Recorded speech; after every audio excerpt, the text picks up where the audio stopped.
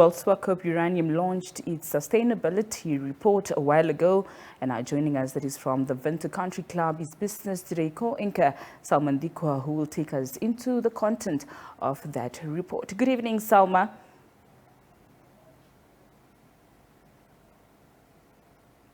Good evening, Salma. It's over to you.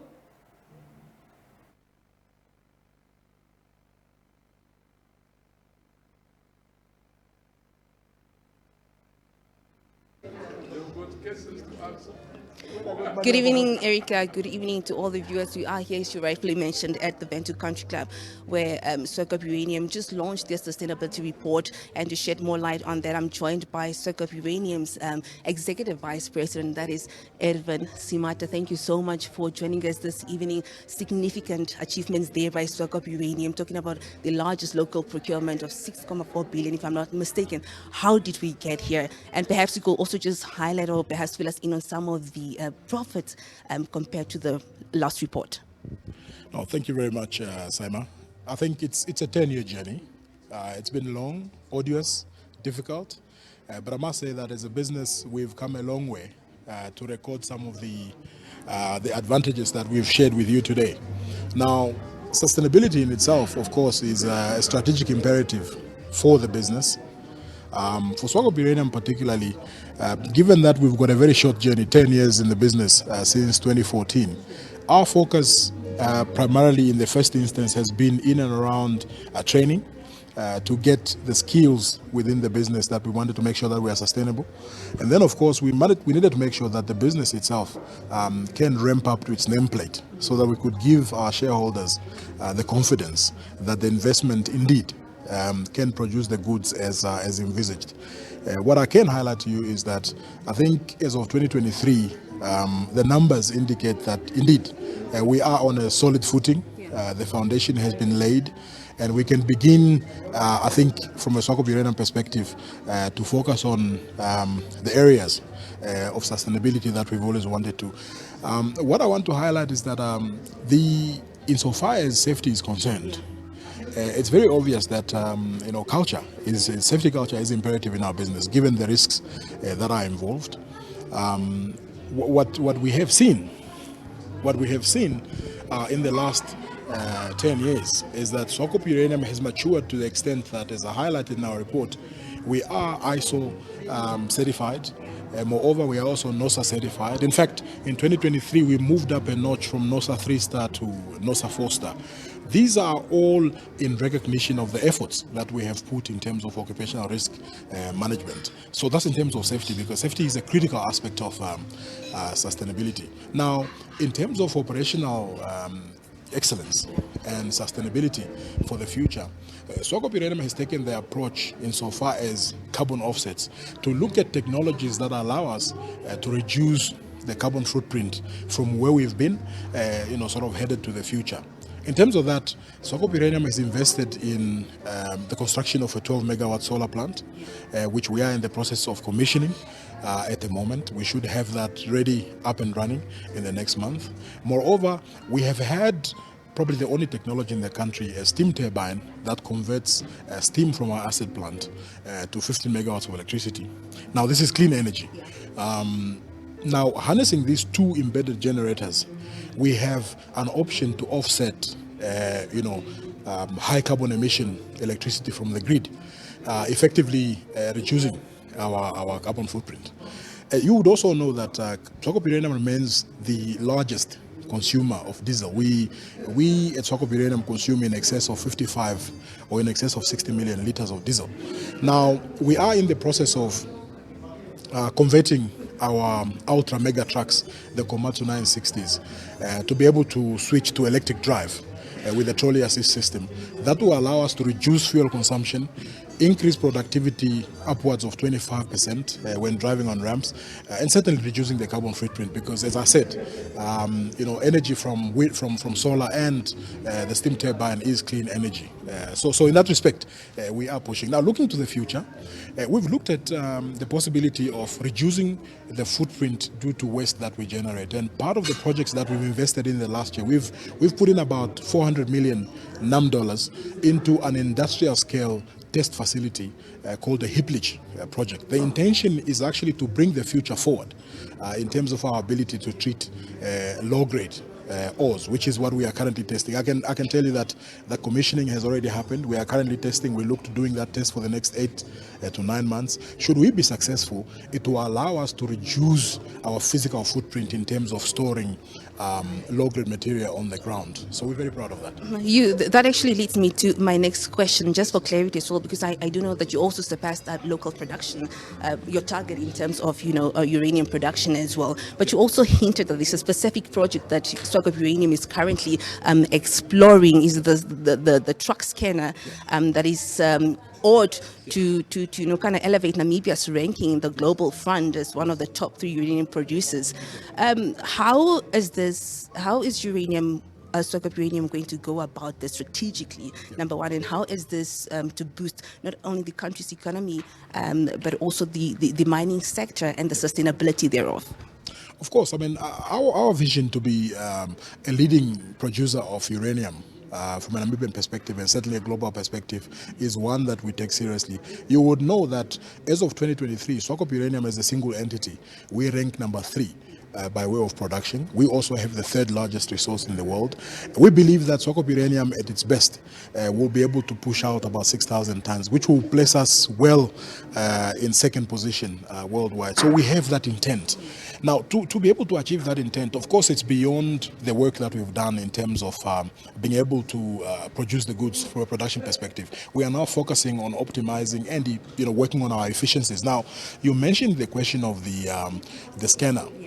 The thing is, we, of course, in the 10 years, we've been learning quite a lot about, how we generate waste and how we rehandle waste and how we are able to reduce the amount of waste that we introduce in our system. Now, this particular scanner that we are talking about is not new technology. However, we have deployed the technology to the extent that it allows us to reduce the dilution in the ore that we mine, hence reducing the volume of ore that goes into the mills for the process plant, effectively reducing the amount of rehandling that we have to do because of the higher dilution that typically you would have on a mine. That is the benefit. So we don't only look at it from a typical efficiency perspective, but we're also looking at a footprint, environmental footprint perspective. And that technology, I think, exactly. We incorporate ESG in all the technologies that we adopt.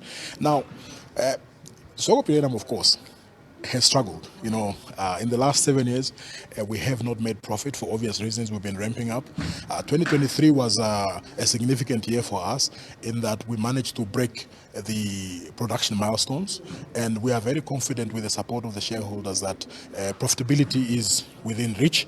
And in fact, to demonstrate the confidence of the shareholders, we have been given a lease on life in terms of exploration. In the last year, the shareholders have approved a 1.2 billion Namibian dollar plan for us to spend over the next 7 years to do exploration. So although it is feasible. I mean, to find Husab, we spent $1 billion NAM in 3 years to find Husab. We've been given a new lease on life in terms of the 1.2 billion to find the next Husab. So we actually are bringing the future forward in terms of that particular spend. So we think that Husab has a life, will continue to be there. The business will certainly be the mainstay of this country, and will continue to play significantly on the global stage. The one aspect that I also want to highlight is that the development of our people is very critical. As you know, the mining sector has got scarce skills, and we take the view, and I think that's why we've highlighted that we've taken the view that the introduction and absorption of graduates is the only way that we can build the skills that we require. So the big numbers that we are taking in 70 in the last 2 years is intended to build the kind of organization that we want. We want a high performance organization, and for us to be able to achieve that, we need to build the key building blocks, which includes, of course, the development of the people that we need to get the job done. Now, we of course have brought in about 70 graduates. These are graduates from the Namibian universities, NAST and UNAM. We think that in playing the role of alleviating hardships and the difficulties of graduates finding jobs in Namibia, we're also using that as an opportunity to build an organization of the future that we want. And we certainly are very confident that this business will be here now and forever.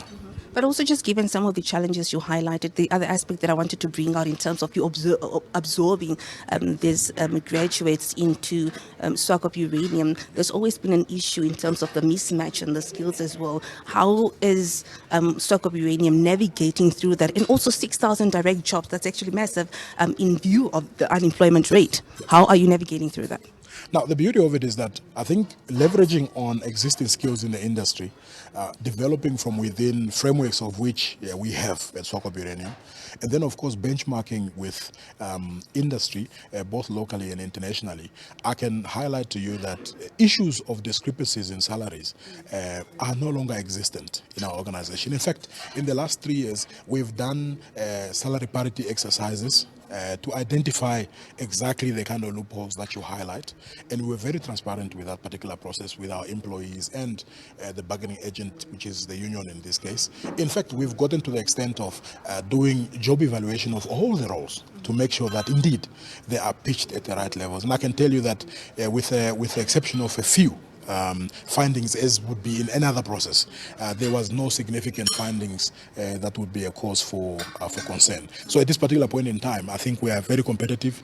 We've been very successful in attracting, at all levels of the organization. In fact, Swakop Uranium, as I say, is the best location for any aspiring young engineer, communication specialist, etc., etc. So we'll be waiting for your viewers to definitely get involved in our recruitment processes. And please, should they see any position available, let them engage us. They will find that even the recruitment process is a learning process for them.